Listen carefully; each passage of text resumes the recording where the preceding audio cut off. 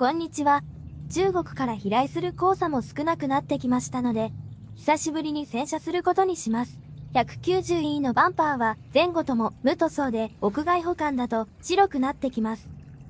今日は黄砂で汚れたボディの洗車とバンパーのメンテナンス、内装の掃除をします。まずは黄砂やホコリを水で洗い流します。ちなみにこの車は1993年式で塗装はボロボロになっています。今回はバンパーにシュアラスターのコーティング剤を使ってみるので、特に何入りに汚れを落とします。洗車用洗剤はいろいろ販売されていますが、私は洗剤は100均で売っている台所用中性洗剤を使っています。それは良くないよ、とたまに言われたりしますが、そこは気にはならないので、本当はそんなには車に興味がないのかもしれません。今回はコーティングするので、ナンバープレートと枠も取り外して、バンパーを洗っていますが、いつもの洗車ではそこまでしていません。今回の動画は洗車しながらダラダラと話しますので、ご了承ください。無塗装のバンパーは最近どころか、随分前から採用されている車を見なくなりましたね。どっちが良いのかはなかなか決められませんが、ここをきれいに保つのは塗装バンパーよりも大変なのは確かです。話飛びますが、随分前に日本のナンバープレートも欧州規格の横長にするという話があったように思うのですが、あの話はどうなってしまったのでしょうか。世界共通規格にした方がデザインや製造上、日本の自動車メーカーにメリットしかないのに、誰が反対しているのでしょうか。190E は最近の車に比べると最低地上高が高めなので、フロントのバンパー下を縁石などでぶつかる心配はありません。最近の車の最低地上高は低すぎたり、逆に SUV みたいに高すぎたりで、変な車ばかりだと感じてしまいます。バンパーとフロントグリルが一体化したようなデザインの車も多くて、ちょっとぶつけたら大変な修理代がかかってしまいそうで、気の毒です。今回、コーティング剤を塗るので、油分を取り除くために、パーツクリーナーもかけておきました。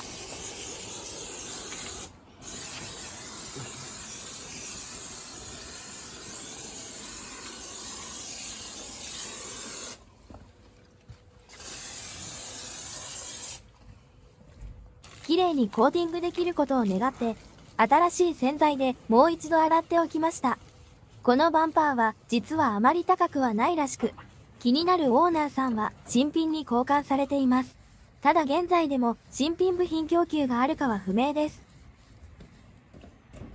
しっかり洗うとそれだけで割と綺麗になってきた気もします。190E でもエボリューションなどの高性能モデルでは塗装された全く違う形状のバンパーになります。バンパーが乾くまでにボディの他の部分の洗車をします。190E はカクカクしているイメージがありますが、実は繊細なカーブで構成された美しいボディ形状をしています。また、車体の大きさの割にはガラスエリアが広いのも特徴的だと思います。しっかりした山形のプレスラインが走るサイドドアは強度抜群ですが、へこんだ場合には板金で修理するのが難しいです。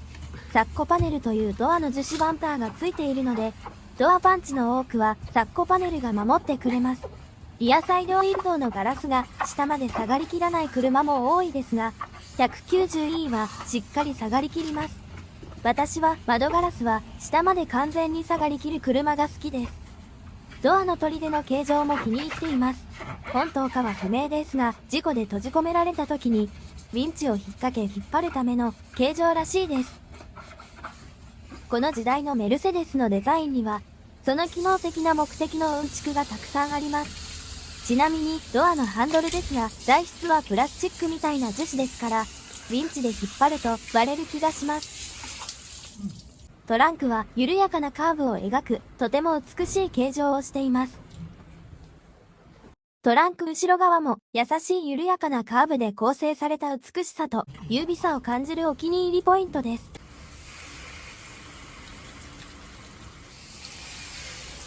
今回、リアの無塗装樹脂バンパーにもコーティング剤を使うので、念入りに洗っておきます。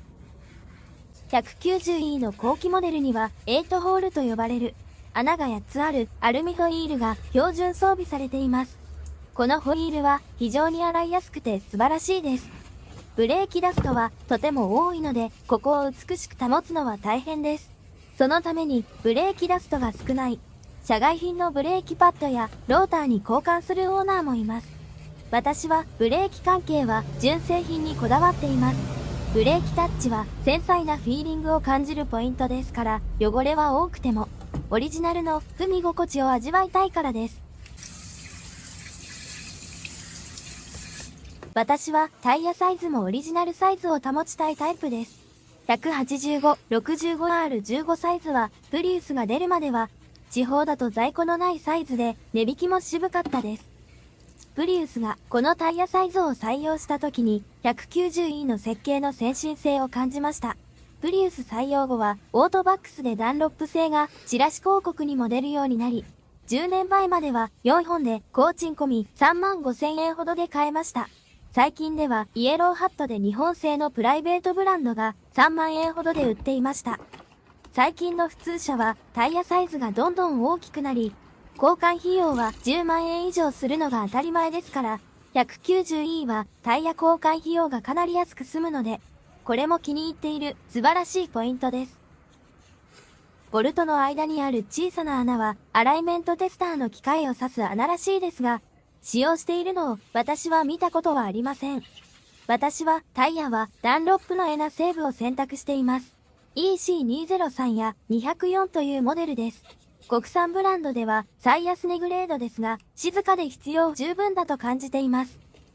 一度、ブリヂストンの最高級タイヤ、レグノも試したくて仕方がないのですが、2倍もする見積もりに負けてしまい、これまで踏み切れてません。洗剤で洗い終えたら、マイクロファイバークロスで拭き取っていきます。クロスが一番綺麗なうちに、フロントガラスから拭き取っています。ワイパーは真ん中にある1本だけです。ワイパーブレードは日本メーカーの NWD 製を愛用しています。ワイパーブレードはゴムだけ交換すれば1本1000円くらいですので、日本必要な普通の車よりも経済的です。あと、このワイパーはパノラマワイパーで伸縮機構があります。この車のパノラマワイパーはかなり前に壊れました。新品部品は15万円ほどするので、伸縮機能を潰して使用可能な状態にしています。日本以外ではパノラマなしの設定もあり、特に問題はないです。壊れた時に窓枠から飛び出して引っかかって使えなくなることを考えると、パノラマはいらないです。リアウィンドウは端までガラスエリアが広がり、非常にワイドに後方視界を確保します。この車の運転はすべての方向の視界が良好なためにとても安心できます。サイドミラーは格納機能はありません。電動も手動もなしです。壊れる要素が少なくて良いことです。ガラスの透明感が他の車よりも高い気がします。クリスタルガラスみたいにあることを意識させないような高い透明感です。サイドミラーの鏡の角度調整は、助手席側はシフトノブ付近のスイッチで電動。運転席はドア内側のノブによる手動です。屋根の塗装は30年前の車にしては良い状態を維持していると思います。ボンネットの塗装は傷んでいます。というか、不適切な扱いをして傷めてしまっています。ホームセンターで売っている安いポリッシャーで磨きに挑戦したら、思いのほかとても綺麗になってしまって、調子に乗ってしまって半年に1回くらいやっているうちに、ボンネットの膨らんでいる部分の塗料が薄くなってしまいました。水滴の拭き取りを一通り終えた頃、フロントウィンドウが乾燥してきたら、撥水処理剤を塗ります。ガラコという撥水剤をワンプッシュ吹きかけて、キッチンペーパーで薄く伸ばします。撥水剤を縦方向に伸ばすと、水滴が下に転がりやすくなります。この車は、フロントガラスの交換歴はありません。ワイパーの走る方向に細かい傷ができて見えにくくなっていたことがあります。ディーラーではフロントガラスを交換するしかないと言われましたが、ダメ元でネットでポリッシャー用のガラス研磨剤と専用バフを購入して、ホームセンターで買った先ほどのポリッシャーで磨いたら、ガラスの擦り傷を消すことに成功して新品同然になりました。それからはフロントガラスの傷をつけないためにも、撥水剤はワイパーの滑りを良くする効果もあるので定期的に塗っています。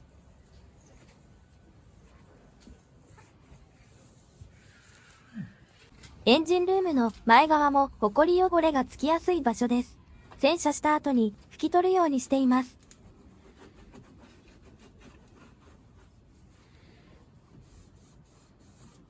日焼けしない部分の塗装は劣化がなく鮮やかさを保っています。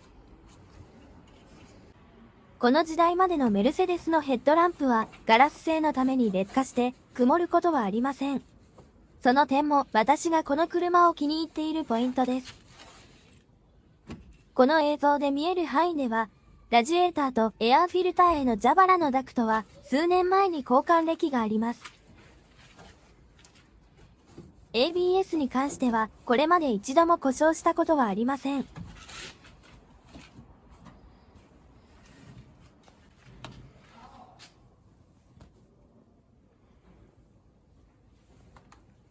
ボンネットとヘッドランプの間にあるゴムの部分には黄砂や汚れが溜まりやすい部分です。フロントグリルは中の灰色の樹脂部分だけ交換できます。劣化して欠けたことがあり、だいぶ前にそこだけ交換しています。ボンネットの裏側には防音材が貼り付けられていましたが、劣化してボロボロになっていたので取り除いています。ウォッシャータンクとラジエーターサブタンクは交換していますので綺麗です。ヘッドランプのこの部分に汚れが溜まりやすい部分があります。掃除しにくいので綿棒などを使って掃除しています。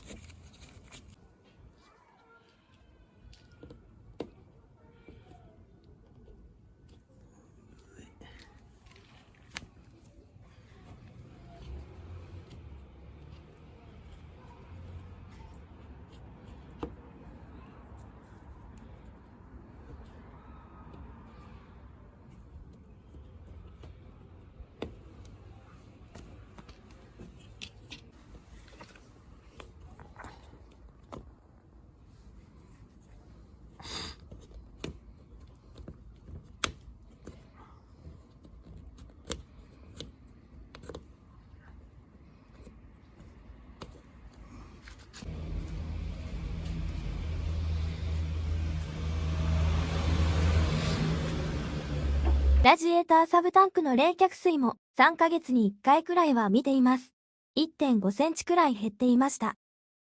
蒸留水と冷却水を交互に補充しています。どこからか漏れているのだと思いますが、原因を特定できていません。3ヶ月間で走行距離は1000キロくらいで 150ml 程度減っています。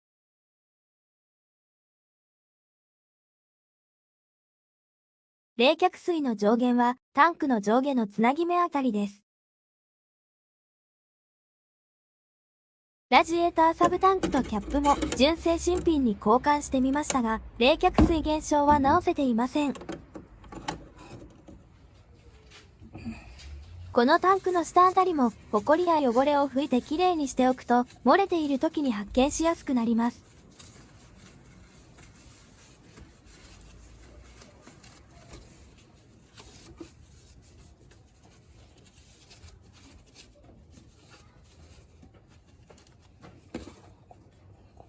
この穴はもともとは塞がっていますが、洗車や雨の水が溜まってサビの温床になります。開けておくと水抜きになります。エンジンルームの点検が終わったらワックスがけに入ります。ワックスもとてもたくさんの種類がありますが、私はこの安い固形ワックスを愛用しています。コンパウンドは含まれていないタイプです。私の車はボンネットの塗装の状態が悪いため、ガラスコーティング液は非常にムラが出やすくて、かえって汚くなってしまいます。カスカスでツヤがない状態です。これに固形ワックスをうまく塗ることで見違えるように変わります。劣化した塗装にワックスの油を染み込ませるようにして優しくすり込んでいきます。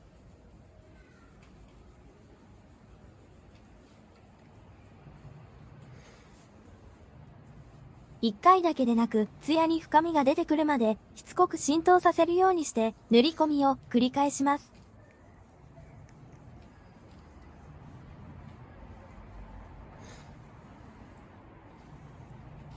乾燥した布で拭き取り、ワックスのムラをできるだけ平滑にならしていきます。結構綺麗になってきた感じがわかるでしょうか？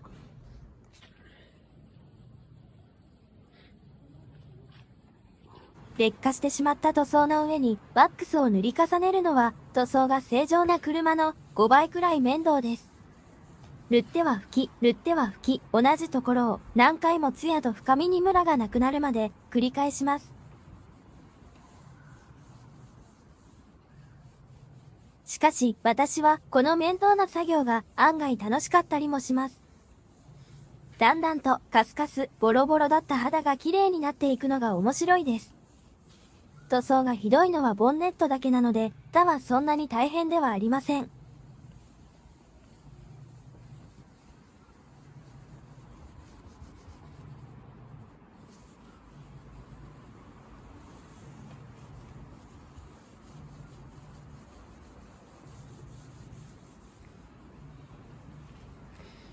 洗車は2ヶ月に1度、ワックスは半年に1回くらいしかしません。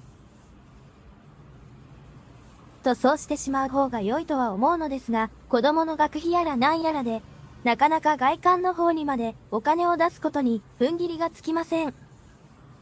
トランクの3ポインテッドスターは、現行のベンツよりも大きいサイズで、とても美しいデザインだと思います。確か、この世代の W126 と US クラスと、フロントトリアのエンブレムは共通部品だったと思います。190E にはボディサイズの割に大きめのエンブレムがついていることになり、それがまた似合っていると私は思うのです。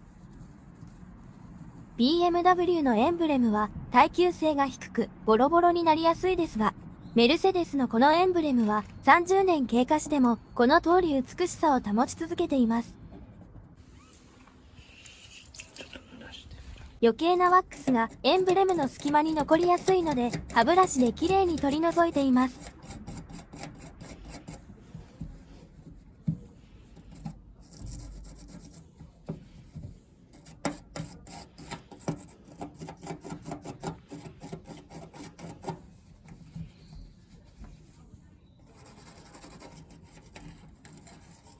傷つけないように柔らかい歯ブラシに水をつけて行っています。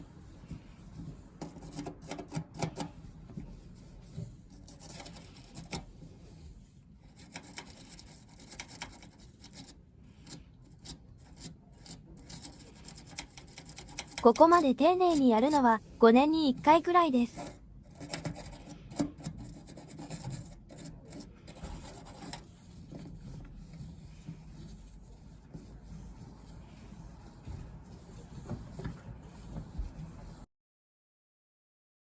190E のエンブレムの部分もきれいにするのは難しい部分です。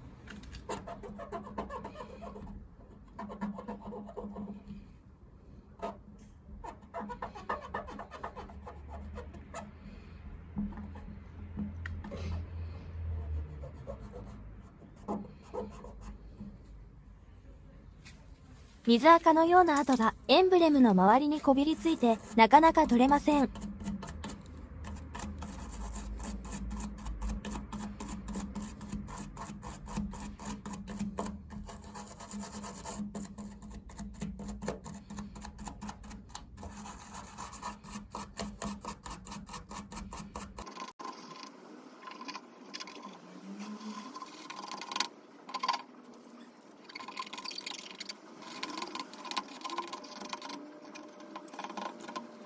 車の掃除というのは細かいところをやり出すとキリがないものですね。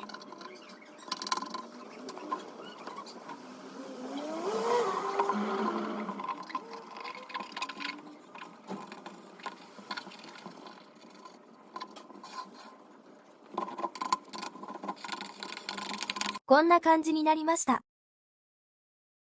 バンパーも完全に乾いてきたのでコーティング剤を塗っていきます。フロントバンパーはかなり白っぽくなっています。リアバンパーはそんなに白くはなっていないのは日陰だからかもしれません。シュアラスターの黒ツヤ復活というレジンコーティングを試します。いつもはもっと安いカーネードの黒樹脂復活という商品を愛用していますが、今回は倍くらいの値段のするこの商品が Amazon ブラックフライデーで安くなっていたので買ってみました。塗るスポンジが3個も入っています。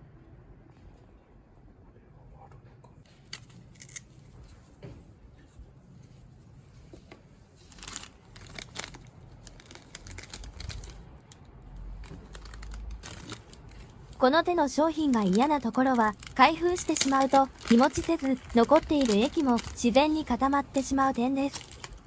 カーメイドの黒樹脂復活は、1ヶ月後に他の車に使おうとしたら、硬化してダメでした。この製品は、どれくらい日持ちするのか、気になるところです。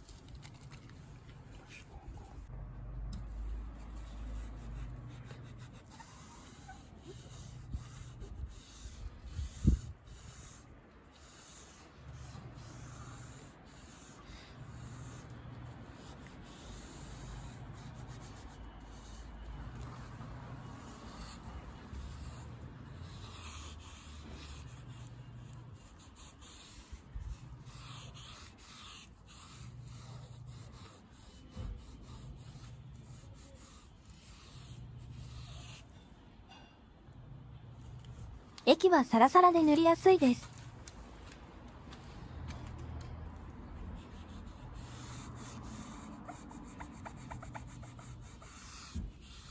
しかし、期待していたほどにはあんまり黒くなりません。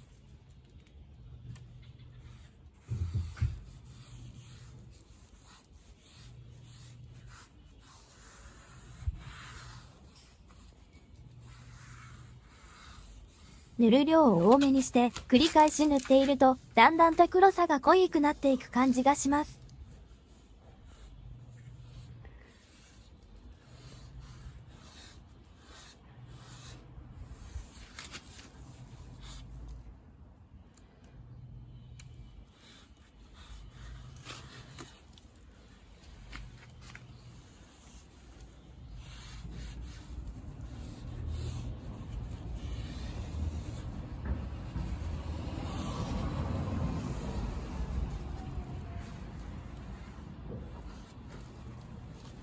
液がサラサラすぎて塗りムラができやすく、均一に塗るのが至難の技です。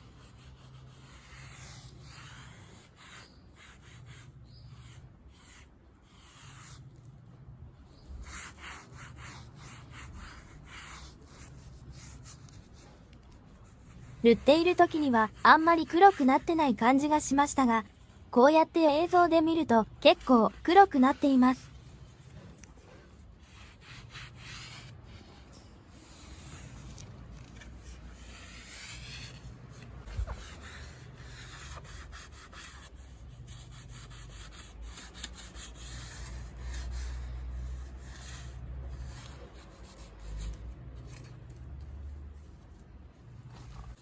塗りムラはこの白い付属のクロスで拭き上げるとのことなのでやってみました。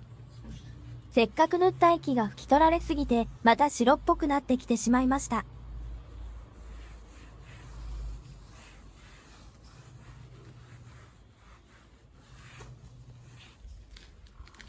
ドアのハンドル部分も無塗装樹脂部品なのでここにも塗ってみます。この部分の樹脂にはこの液はよく浸透して一瞬で黒くなっていきました。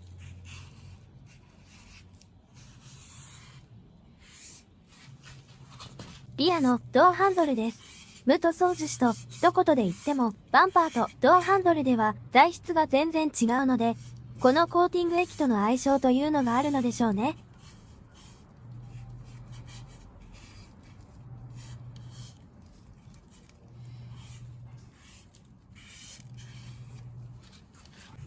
助手席側のドアハンドルです。液でしっかり黒さが復活している感じです。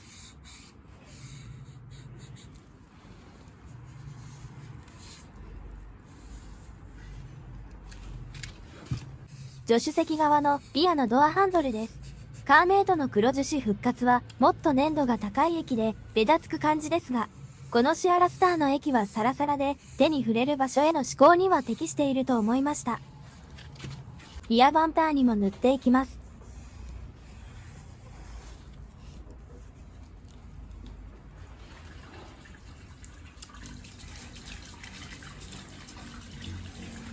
材質は同じはずですが、フロントバンパーの時よりも黒くなっているような感じがします。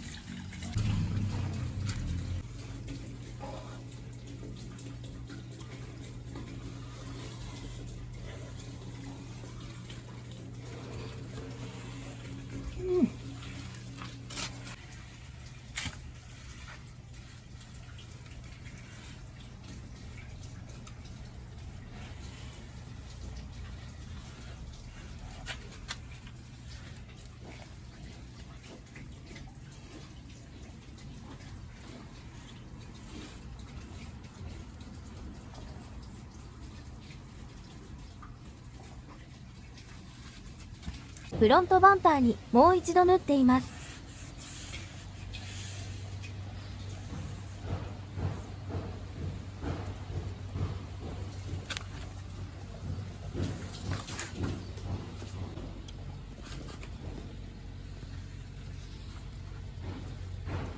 繰り返し塗っていると、だんだんと黒くなっていきました。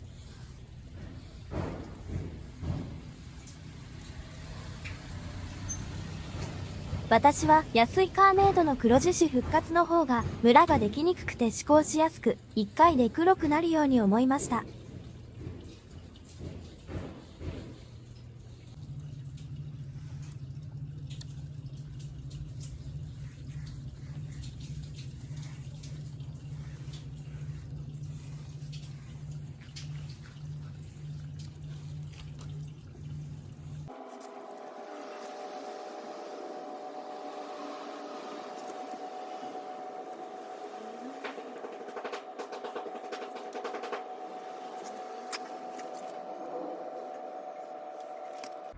疲れ果てたのでナンバープレートを取り付けておきます。コーティングが硬化するのを待ってると、うっかり忘れて、このまま出勤してしまいそうです。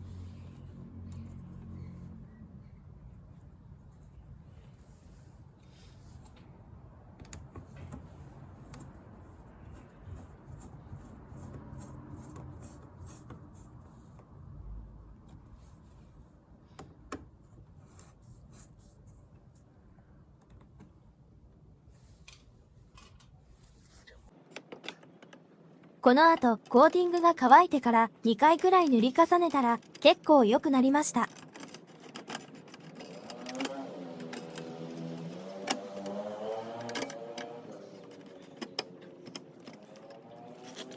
久しぶりにワックスとバンパーコーティングもして綺麗になりました。ドアハンドルも新品みたいに黒くなりました。内装の掃除は外装よりも頻繁に行っていて、月に一度くらいは掃除機をかけています。190E の布シートは非常に丈夫です。深い溝があり、通気性抜群ですが、その溝にホコリが溜まりやすいです。私は窓を開けて走行するのが好きなので、室内は汚れやすい環境です。ウッドパネルや内装が日焼けしないように、駐車時は日よけをフロントウィンドウに置いています。基本一人で通勤に使っている車なので、助手席や後部座席は傷みはありません。私はシートのデザインや色使いは最近のベンツなんかよりも断然この車の方が美しいと思っています。この車はドアの内張りがガラスの出入り口部分で剥がれてきやすいのですが、こまめにメンテナンスしていればこのように良い状態を保つことができます。